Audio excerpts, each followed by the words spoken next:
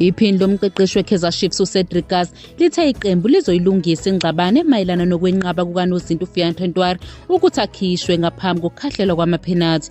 Lesi sigameko senzeke emdlalweni we-Carling Knockout Cup ne-Stellenbosch FC okuholele ekutheni i-Kaizer Chiefs ikhishwe kulo mqhudelwano.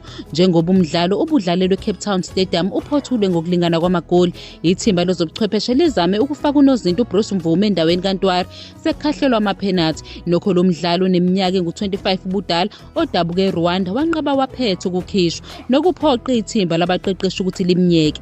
Ngemuva kokwehlula ngo-5-4 uKazi usamile ekutheni udaba luzoxazululwa ngaphakathi eklabhini. Iphini lomqeqeshi liphakamisa ukuthi ukwenqaba kukaNtwari bekunenhloso enhle njengoba luNozinto ebebona sengathi ukhululekile ukuya kumaphenathi ukuze asize iqembu.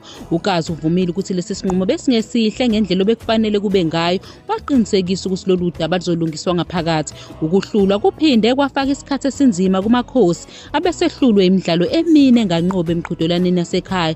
Uhlaka lwabaqeqeshi nalo lunokungaqiniseki ngekusasa labo kumakhosi. Umqeqeshi oyinhloko uNasruddin Nab obephethe uKazi kanye nomsizi wakhe uKhalil Ben Yusuf ekomkhulu beqembu eNaturen kubika ukuthi akasekho eNingizimu Afrika nekusasa lakhe kuleli qembu libukeka lingacaci kahle.